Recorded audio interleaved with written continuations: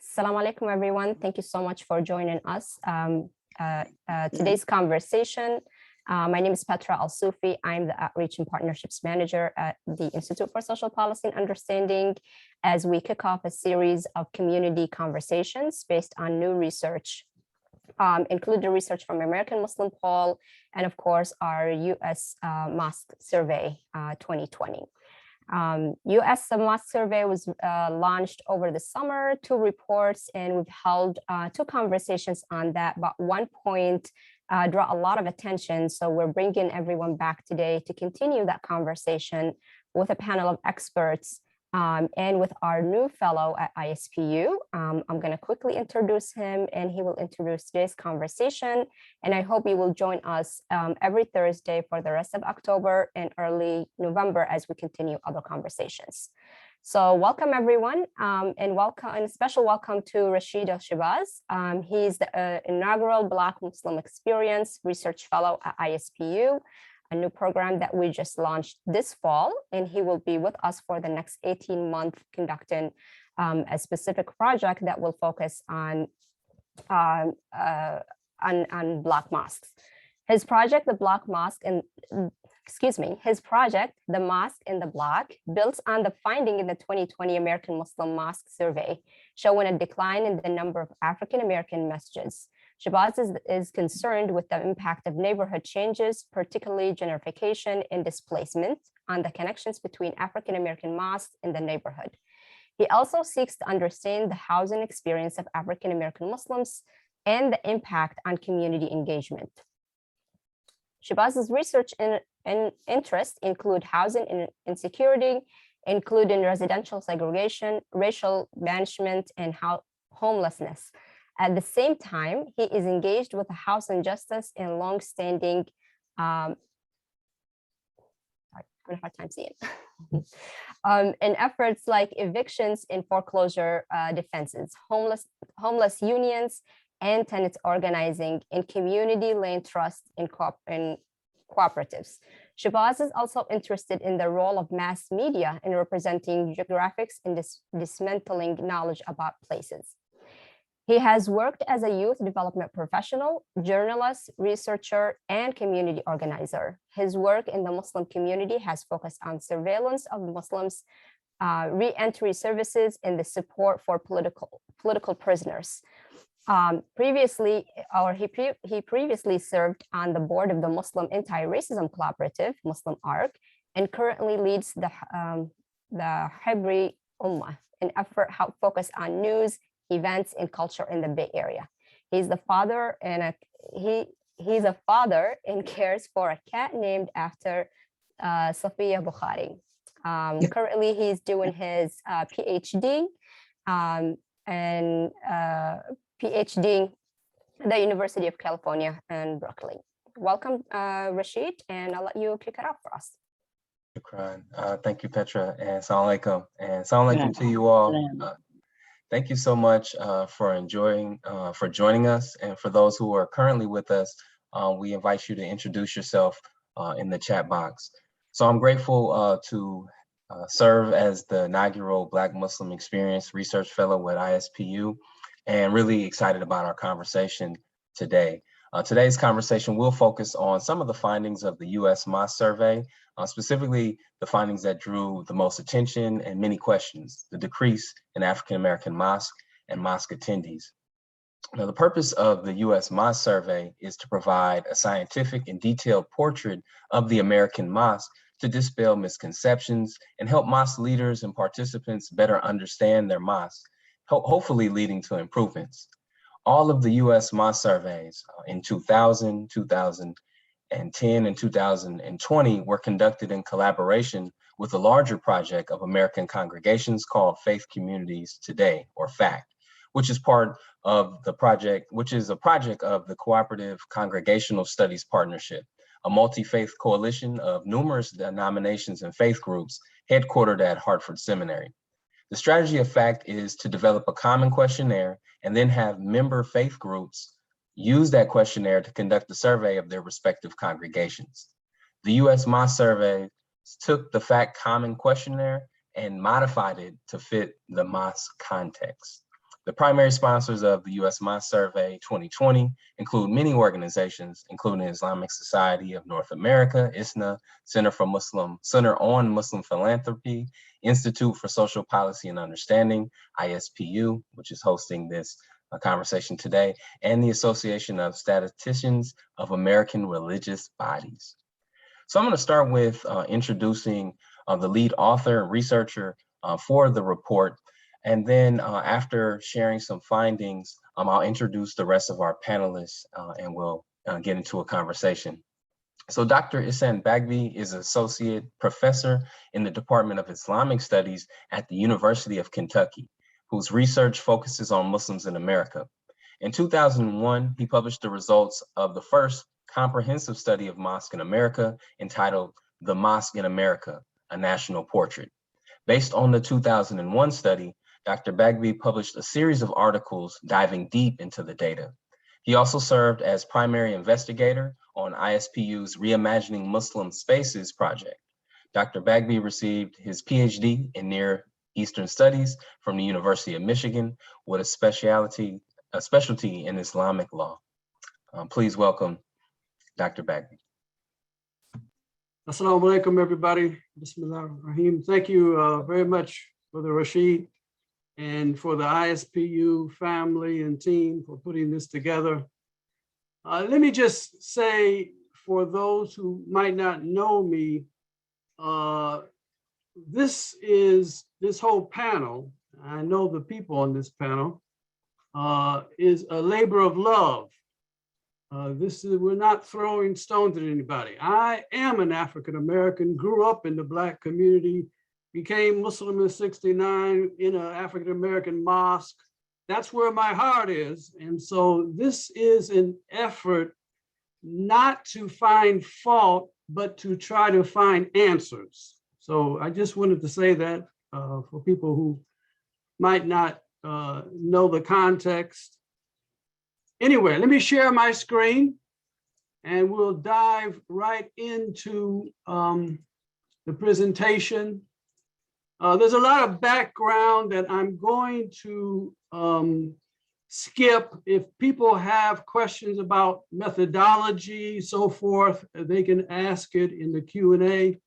So Brother Rasheed has already given some of the background to the study itself. But our main question, and the question I'm tackling, is why the decline? And this is just showing that overall mosques have been growing in America. But here's the reality. If you look at the top bar, the orange is African-American masjid. So in 2020, we basically estimated that 13% of all American mosques are African-American. You see the orange in the other bars are higher. Now, the actual number of African-American mosques is also declining. So 2020, we estimate 360 African-American mosques, and you can see if you go down that has decreased from 2010. Now here's an important slide. I tried to think out how best to analyze the data to try to get a sense of what's going on. And I decided that looking at the increase or decrease in Jumu'ah attendance for African-American mosques might be the best kind of variable as a lens to look at the other data. So what we see is that if you look at the column African-American mosques, among African-American mosques, 50% have increased in Jumu'ah attendance. However, 50% have either stayed the same or decreased.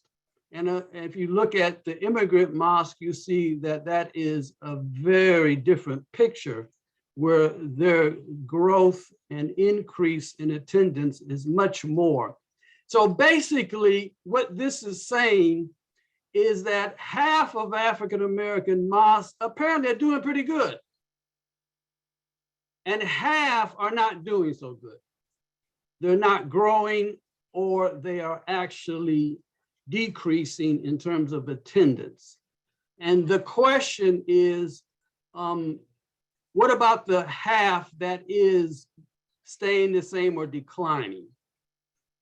So why the decline? And these are all efforts to mine the data to get a sense of what might be going on. There's a need for a deeper dive and actually a much more study to understand what exactly is happening. So one of the reasons, apparent reasons for the decline is the decline in conversions.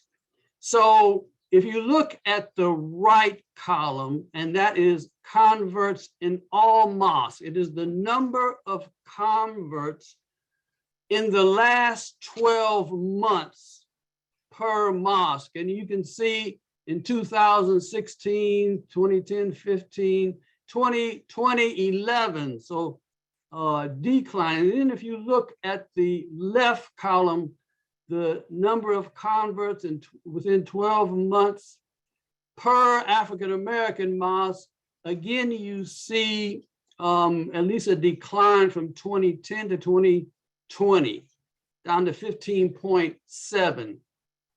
Now, in actual numbers, that means that they're roughly the same. And if you can think of the mosques that, well, this is actually coming up right now.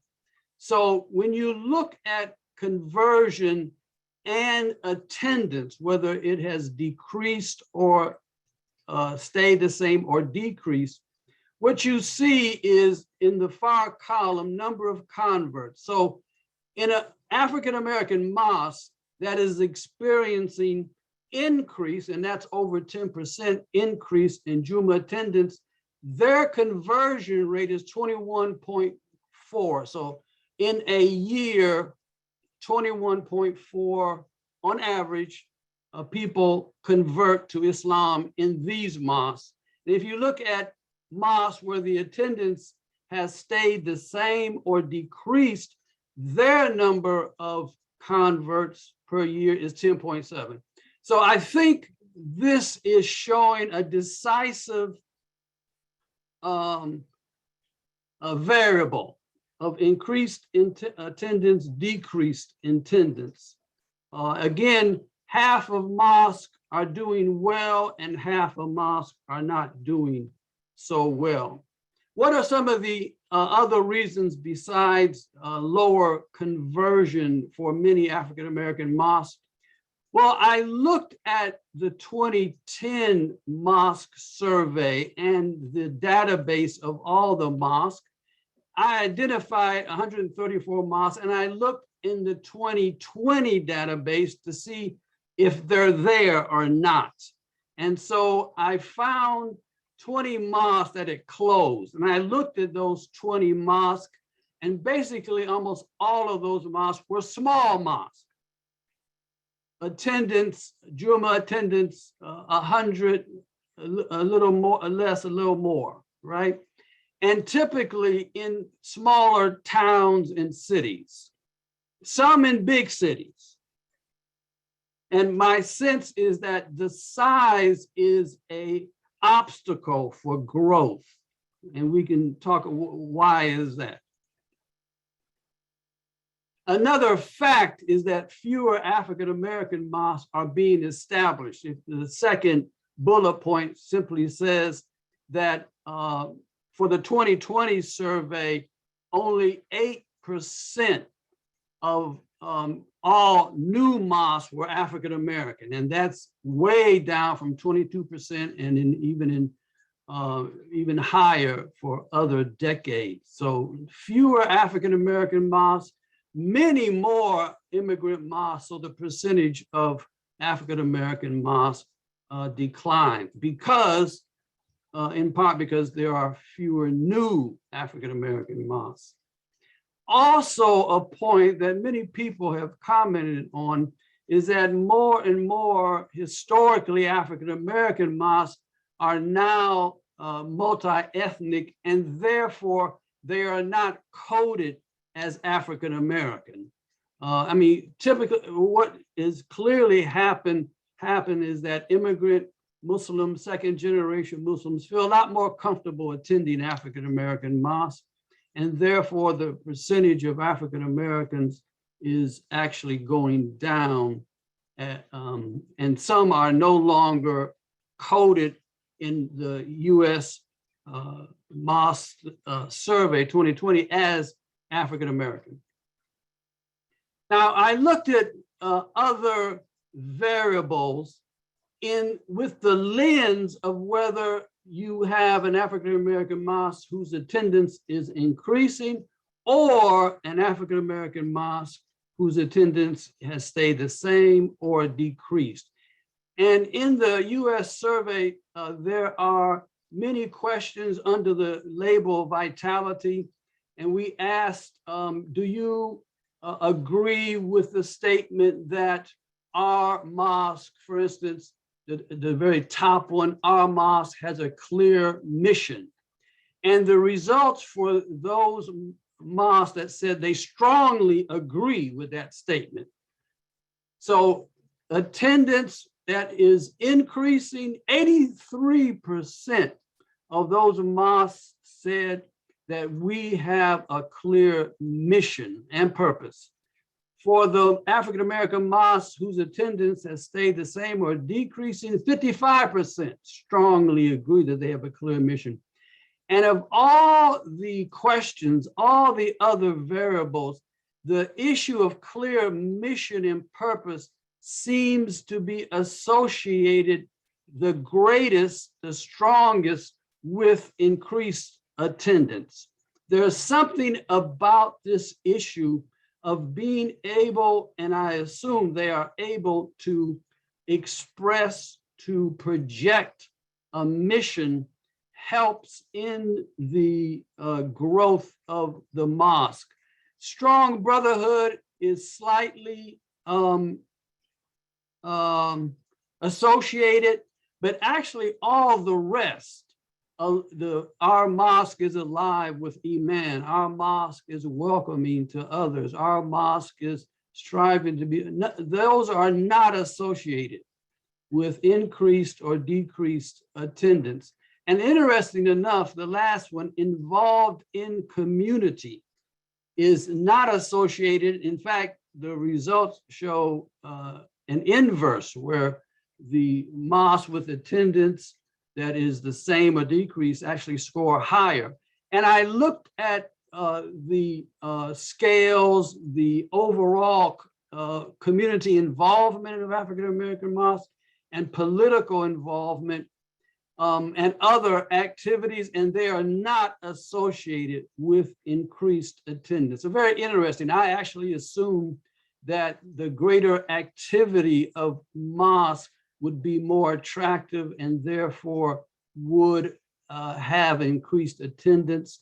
But basically all African-American masajid understand that involvement in their community, involvement in political issues is part and parcel of who they are.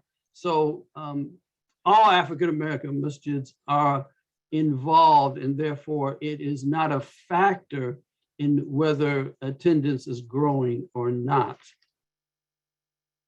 Now, an interesting variable that seems to be associated with increased attendance in African-American mosques is whether the mosque is run completely by an imam who is in charge of all aspects, or an African-American mosque where the imam and the board or executive committee or some other shura component of the masjid is involved with the imam in running the masjid. And here you have very stark comparison between the two.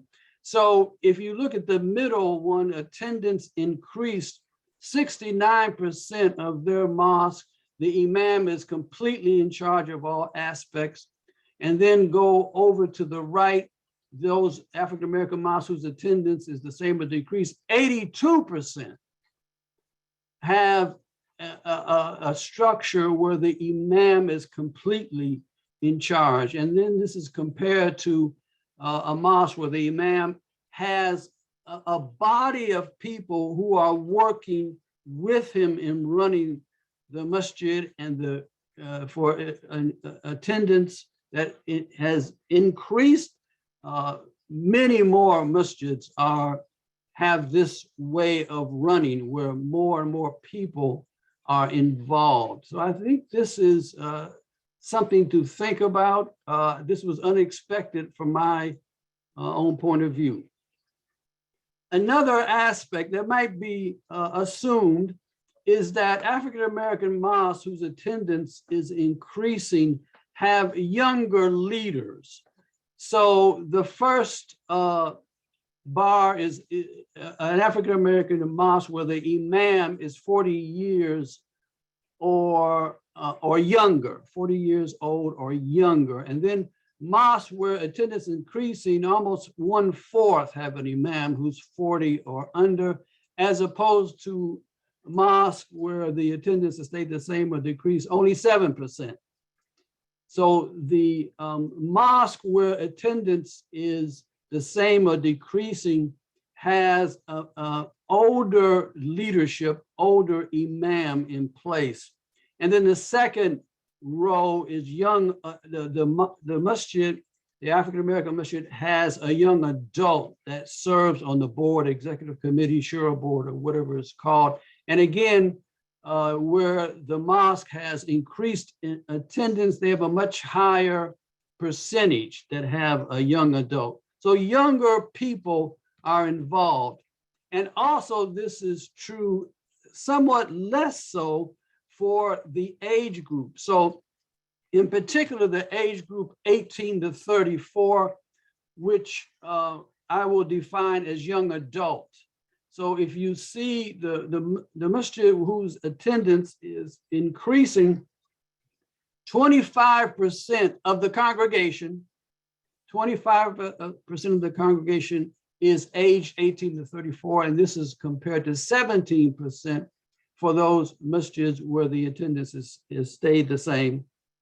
And the same is for the older, the masjid where attendance is increasing have a lower percentage of those 65 and older. And we'll skip that. And I think, let me just mention this. Why fewer converts? Here's my guesses right now without further study. And that is less effort is being made in dawah. Secondly, that the dawah message is not appealing to the age group that is typical of most converts. So the science is that most converts are ages 18 to 34. And for whatever reason, the dawah message is not really attracting them. And then the third point I would speculate on is that the mosque community is less attractive because there are fewer 18 to 34-year-olds who attend, and therefore young people who come in do not feel the connection with the mosque because they see fewer people like them. And I'll stop there. Thank you so much and look forward to the conversation.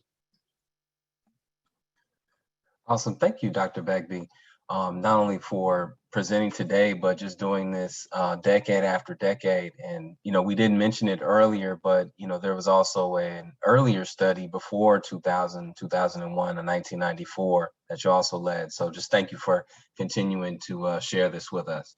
So I would like to introduce our panelists, and then I'm going to ask them to just share some of their reactions before we continue the conversation. For those who are joining us, we encourage you to add questions into the Q&A. Some will be answered immediately, and some we'll share with the author and the panelists. So first, Dr. Besheer Mohamed is a senior researcher at Pew Research Center. He's an expert on the views, demographic profile, and size of US Muslim communities. Mohamed has appeared in numerous media outlets and regularly briefed policymakers, academics, and other important stakeholders. My understanding, Dr. Mohamed was also part of the research committee for this year's study. And Mama Aisha Al-Adawiya is the founder and president of Women in Islam, an organization of Muslim women which focuses on human rights and social justice. Ms. Al-Adawiya organizes and participates in conferences, symposia, and other forums on Islam, gender equity, conflict resolution, cross-cultural understanding, and represents Muslim women in United Nations forums as a non-governmental organization. She also coordinates Islamic input for the preservation of the Black Religious Heritage Documentation Project of the Schomburg Center for Research in Black Culture. Ms. Al-Adawiya serves on numerous boards related to the interests of the global Islamic community.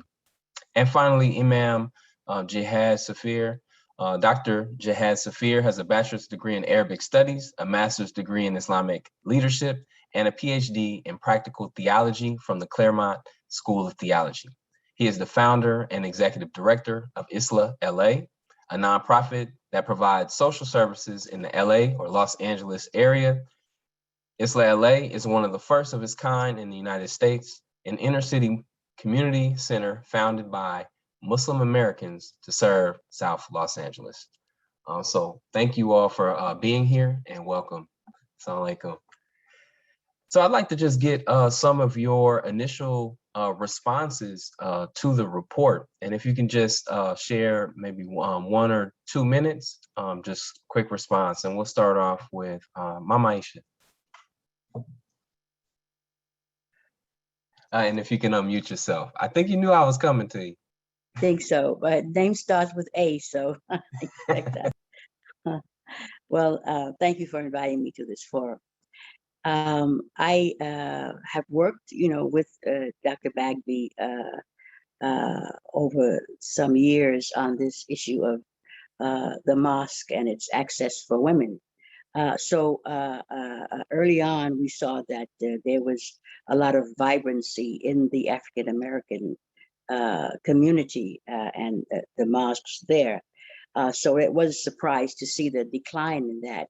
But I think that it is reflective of what's going on in the larger community as well. So I'd like to hear what we have to say about that and how to remedy that. Thank you, Mama Aisha. And Dr. Saafir, Imam Jihad, your initial thoughts or reactions to the study and the findings. Bismillah. Well, I want to definitely say, this excellent work. It's needed work. And I think this is our springboard. When we see the numbers right in front of us, we have to get to work. One of the things that I want to explore is, just this feeling of apathy and, just really a motivation, not feeling motivated. And then also the idea, the impact, the psychological impact of the crowd. I'm definitely of the belief that the crowd produces a crowd, the energy of the crowd, the curiosity that people bring to wanting to see other people, wanting to see other people react. Just the thing on the crowd and for the single person having options, the crowd is important. So I definitely want to, speak more about the apathy and then the crowd. Okay, thank you, Imam Jihad. And then for our crowd that's currently here, for audience questions, use the Q&A box at the bottom. And Dr. Mohamed, your reactions. So first, I just want to sort of echo what's already been said about sort of the core value of this product individually and as part of a series. It sort of fills a massive, I think, knowledge gap in terms of understanding what's happening in the mosques. Most of Pew's work is focused on individual. So we do surveys of individual believers, and we found some interesting data. And in a number of places where there is some sort of an overlap, we're finding similar things, which gives me more faith in our, to be honest. Like, oh, okay, he's seeing that too. Like, we're not totally, completely out there. One of the things that we've talked about in the past, actually, as Pew's done its studies, has been the declining share of the Muslim community that's African American, and so that finding sort of aligns with the patterns that we're seeing in the masjids. We've also done broader studies of sort of Black American religious life, and Black Christians and Black Protestants in particular, tend to be much more likely than Black Muslims to be worshiping in spaces where the leadership and the membership is Black or African American. But even there, we've started to see this sort of pulling away, or kind of almost a sort of disagreements in the extent to which they're committed to those spaces. So we see age differences where older Black Americans are much more likely to worship in these Black spaces than younger ones, which I think we saw some echoes of that in Dr. Bagby's work. And then even we ask directly questions like thinking about congregations that have historically been predominantly Black or African American. Should they retain that historical racial character, or should they try to be more racially, ethnically diverse? And there's some real disagreement there within the communities as to which of those directions is right. Like,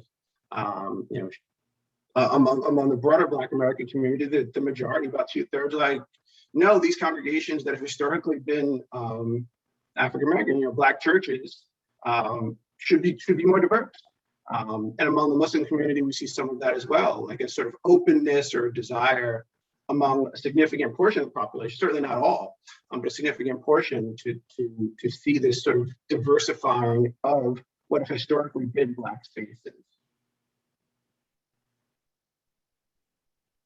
Awesome. Thank you, Dr. Mohamed. You actually have kind of gotten into, you've definitely gotten into what was going to be my first question to you, was just about the landscape of research focused on American Muslims and African American Muslims, and just how the findings in this study, it compares. And so you've already spoken a little bit about comparing it to the larger African American community and different religious traditions, and some of the other studies that focused on the growth of the decline in the number of African American Muslims. But can you just speak about that landscape of research currently, and how these this survey compares? Sure.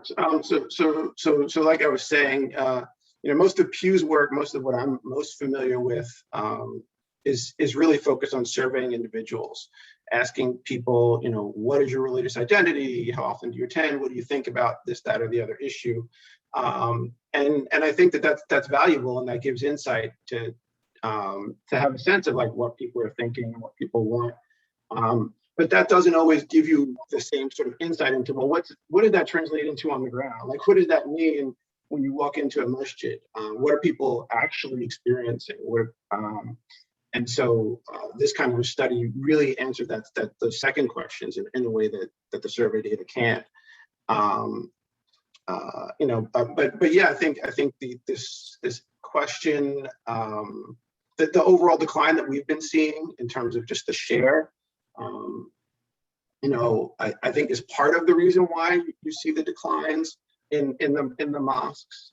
If there are fewer, if African Americans are making up a smaller share of all Muslims, then it would make sense that that their mosques would make up a smaller share of all mosques. This issue of sort of diversifying, if there's a desire to see and experience with African Americans worshiping in these spaces with other people, then again, you'd expect to see this. Another, I think, sort of important piece to this that sometimes gets a little lost is the question of African immigrants. Dr. Bagby quite carefully looks at, and so separates out, well, here's what we see among African Americans, and then here's what we see among so African immigrants, so from sub-Saharan Africa in particular, and that's important, right? Making those distinctions is important, and isn't always done. In the broader Black community, that there's pretty clear data that the number of and the share of Blacks that are African immigrants has been growing, and that's going to have implications for our mosques as well, the same way it does for lots of other institutions. Wow, thank you, Dr. Mohamed. Important breakdown, and grateful you are also part of the research committee and able to pull out some of those findings. I want to move to Mama Aisha and ask you this question, considering your work focused on women in Islam, and particularly with women-friendly mosques. So first, what does women-friendly mosque mean? And can you address the importance of women-friendly mosques in light of this report and what this means for the future of the faith community? Wow, that's how much time do we have for that question? Well, we authored a very modest brochure over a decade ago, and we titled it Women-Friendly Mosques. And we too got a lot of feedback from that, because like, why just women? Why can't it be everyone else? But our position has been and continues to be that if women do not attend the mosques, then ultimately our children don't attend, and that's a downward slope that we certainly cannot afford. So in light of this mosque, in deference to full disclosure, when I came into Islam, I came into an international setting. So my experience has never been in the African American Muslim mosque. So I'm hesitant to say too much about that. But having said that, I can also say, based on my relationships with people from various communities, that there is a dissatisfaction, even though as we attempt to present the good face that things are doing well. But even in those environments where we say that we are the more progressive community, there is still a lot to be desired in terms of women's access and leadership in the communities. And this includes the African American Muslim community, and certainly the continental African communities as well. Continental Africans is a way I distinguish between the African American experience and the immigrant African experience. So I think that we are still living with the reality that the masajids, although we have identified ourselves as such on these surveys, when we talk to women themselves, with all good intention, the women trying to uphold the integrity of the communities that they belong to, there's still so much to be desired in terms of women having full agency within the institutions that, quite frankly, they have helped to build from the ground up and sustain and support. So I am advocating, always that we need to do a lot more in terms of making our masajids really women friendly. And when we say women friendly, we mean that they are open not only to women, but they are open to the community and open to non-Muslims as well. We're talking about dawah. We have to have an openness and a sweetness that invites people in who are curious, and often they are seeking as many of us were when we entered Islam.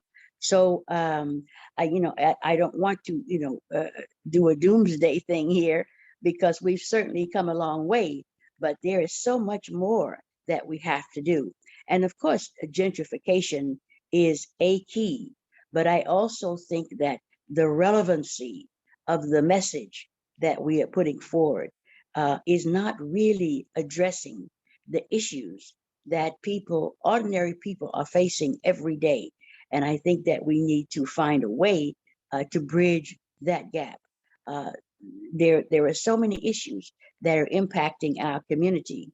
And I see that Muslims generally tend to silo into their community or their issue, and we don't reach out to the larger community and all of the issues that are impacting our communities, both Muslim and non-Muslim, Black and non-Black people.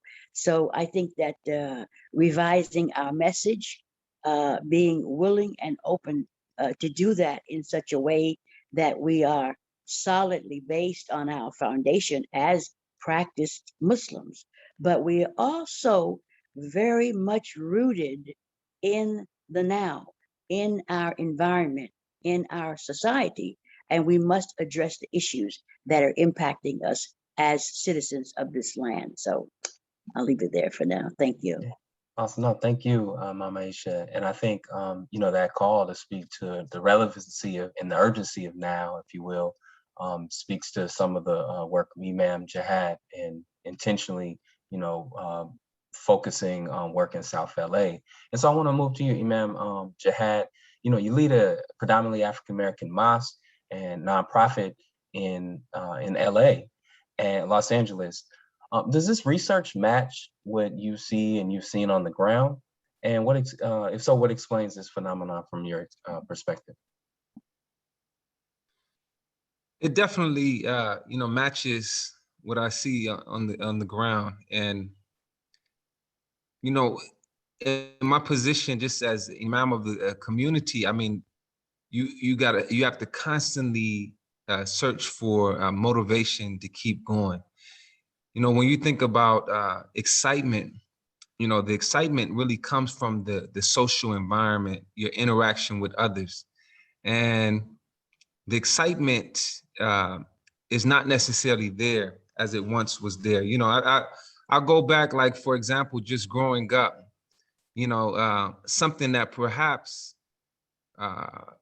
we necessarily didn't measure the impact then, but just having, for example, Imam Mohamed, may Allah have mercy upon his soul, him coming to town once a year, the excitement that came out of that convention, okay?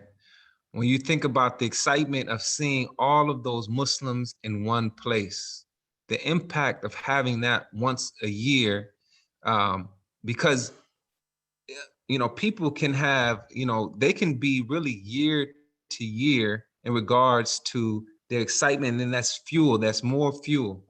And it lasts to the next year, then they get refueled from that one event. So having these real meaningful events, I think we need, to definitely see how to bring that, back into discussion where, everyone, where you can see the crowd. I go back to say, a crowd brings a crowd. If you put a crowd at a corner or even in the middle of the street and all of them are looking up at the sky, when you walk past that crowd, you're going to also look up at the sky, right? And this is the impact of the crowd. When we have these spaces where, for example, it's 10, 15, 20 people there for Salatul Jumu'ah, that impacts, in particular, the young people. The young people want to see excitement. They want to go where the energy is being produced. The feeling is magnetic. And I think this is important. So this goes into really considering, you have two types of feedback. It's either, verbal or nonverbal feedback. When you don't have any programming for the youth, that's feedback. That's saying we don't care about you all. We do not care about you all. So I think it's really being deliberate in regards to that next generation coming up, making sure also that our communities are needs-based, you know, in particular, psychological needs. If we don't provide in regards to psychological needs for the community, they're going to go where their psychological needs are being met. And I think this is important. More recently, especially after the murder of Nipsey Hussle, an event that really impacted me, you know, that had a, you know, in regards to the direction even of my study, going into and studying further in integrating my Islamic studies into, you know, sociology and also social psychology, is seeing a group, I mean, hundreds of Black men who were a part of gangs, right? And the gangs evidently have something that the masajid lack, you know, and it's really trying to figure out what that was. And I went and set out to see what it is that the gangs have that the masajid lack. And it's primarily having to do with, you know, really the social social psychological mechanisms that the religious spaces lack. We have the message, maybe the ideology, but I think in this day and time, we need really the components that target the psychological needs of the people. We need to see what our people need and what our spaces lack that we're not providing.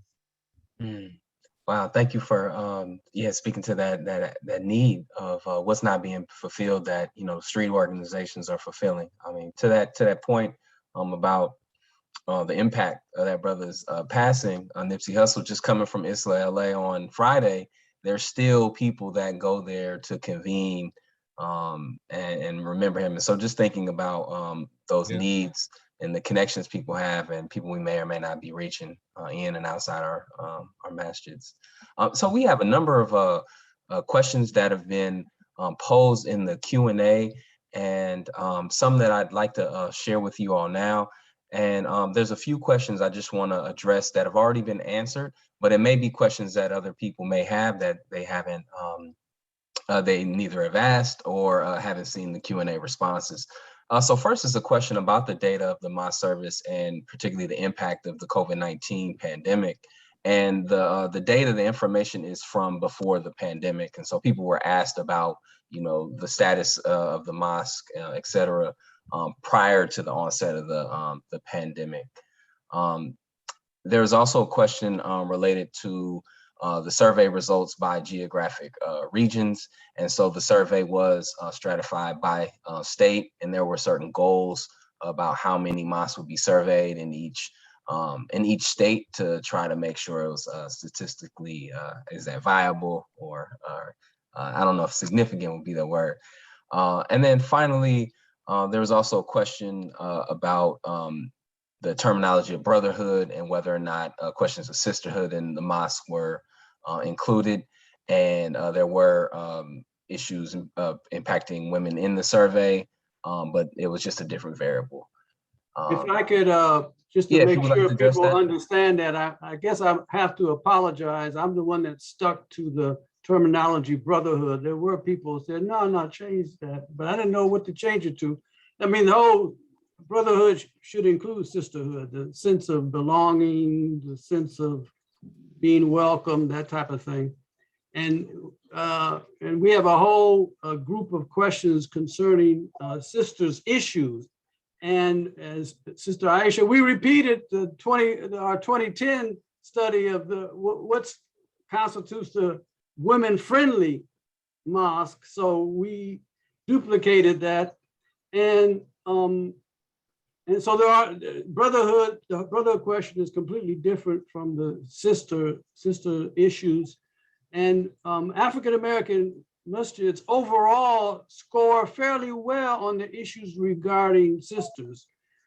not a lot of them have barriers. A lot of them have sisters on their governing bodies, or their shura. So they do pretty good. So therefore, we do not see the association of how well sisters are integrated in the African American mosque and increased attendance is not associated. And again, brotherhood is not associated. Being welcoming is not associated, probably because masjid leaders who answer that question probably feel, oh yeah, we have strong brotherhood. Oh yeah, we have, we're welcoming. That takes a lot more, particular study of mosque to determine that. But again, the sense of, or the idea that the mosque has a clear mission is the strongest variable with increased attendance. May I suggest, in reference to what Dr. Bagby just said about language, brotherhood, language matters, I will say, yeah. So I would like to see us begin to include, when we say brotherhood, we can just say brotherhood and sisterhood. I mean, we just need to take an extra step so that women see themselves represented, although we have an internal understanding that brotherhood is inclusive of both genders. But it's important to see it written in the report on the paper, so. I apologize. I apologize. No, it's a suggestion. It won't happen again. Thank you. Thank you. I wanted to just do a follow-up question coming from Dr. Deborah Majid, who's one of the ISPU scholars, who's also a scholar affiliated with ISPU. How does your research distinguish between the issues or concerns common among African-American Muslim women versus those pressed by women in mosques that are not dominated by African-American Muslims? For instance, women-friendly or only mosques are not as high priority for most African-American women, many of whom are visibly active in their mosques. Yeah, the study focused on mosque and the mosque community. It would be good to have a complete picture to look at the various third spaces, the various groups that are not regular attendees at mosque. Yes, to have a complete picture, you would have to include that. In fact, one of the issues is if undoubtedly the fact that so many people are unmasked is a factor in what's going on.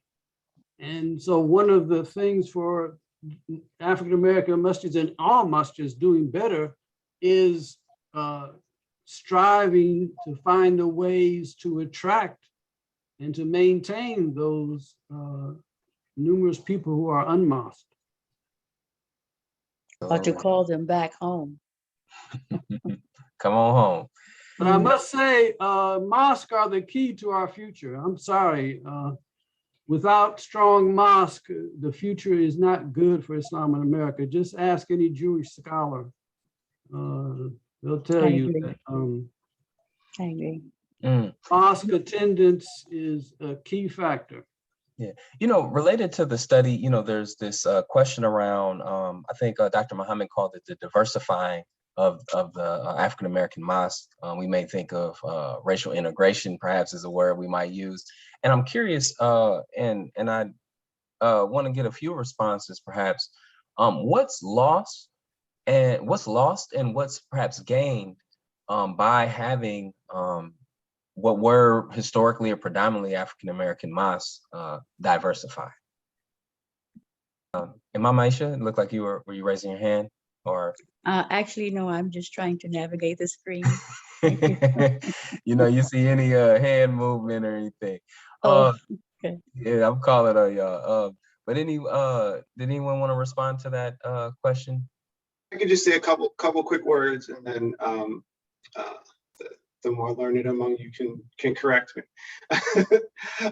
So when we did the Pew study last year, we were looking at Black American religious life more generally. We did a series of focus groups, so sort of guided conversations. And one of them was with Black American Muslims, and we asked these questions about your mosque experience and sort of what were you seeing. And one thing that I think is lost, or that can be lost, is the extent to which it's a safe space.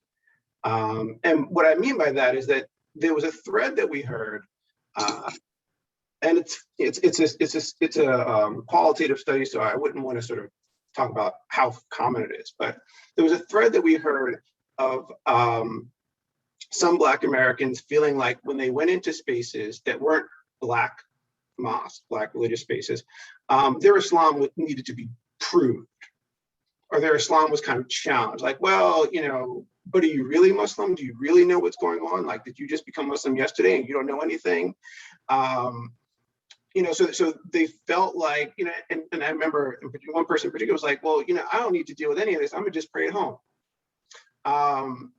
So there was this frustration when going into these other spaces sometimes that they were assumed to be less knowledgeable and less sort of comfortable in their Islam, and needed to sort of prove that. Yeah, thank you. In my own experience, when masjids become heavily attended by non-African Americans, and the masjid was originally African American, if the core leadership of the new masjid is not respectful of the African American Muslim experience, and not respectful of the mission of why so many African Americans became Muslim, then things deteriorate very quickly. But I know of masjids that have evolved. In fact, my own local masjid was originally a Nation of Islam mosque and became very diverse, and now African Americans are a minority. But the masjid has always honored the African American origins and the African American experience. And so African American Muslims function well within the masjid in terms of activities and things like that. So I think as Muslims, we don't belittle the unity of Muslims, but yes, we can be diverse, but the African American sensibility, the sense of mission of African American Muslims, that type of thing cannot be lost. That's, that would be the tragedy.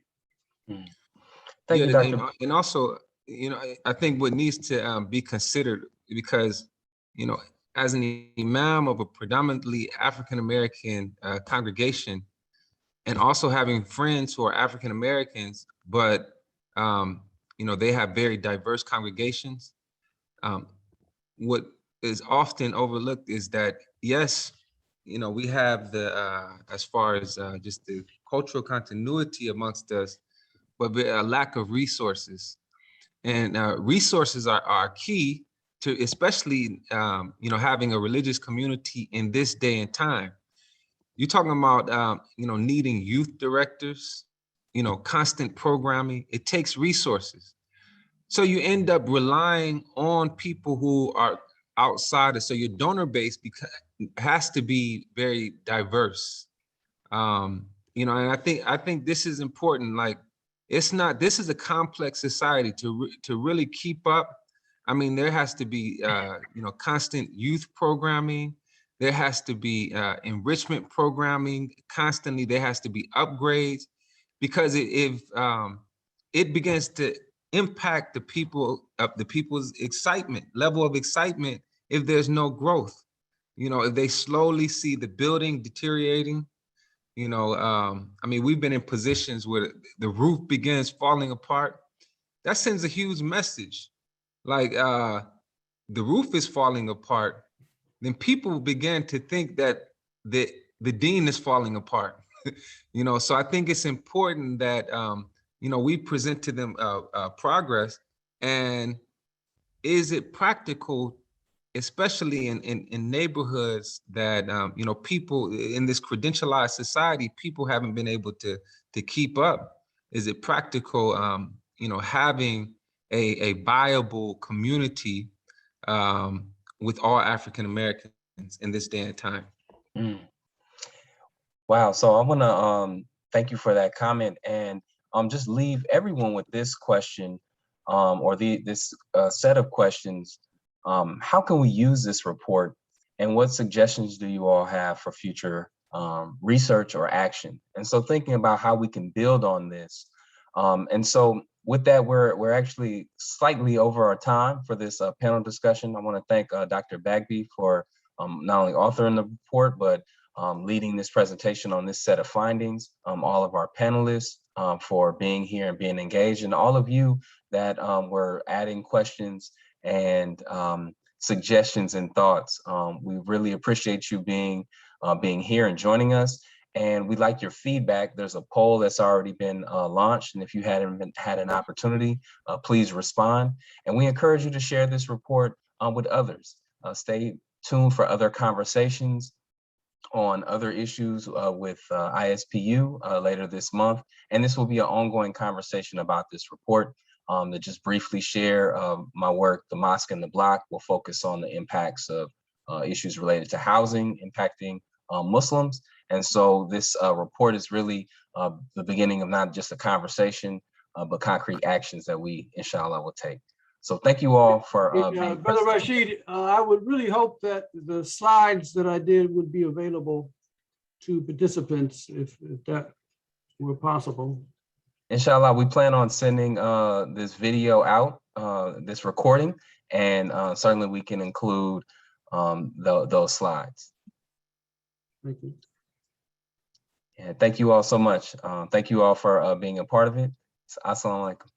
Wa alaikum salam. Thank you.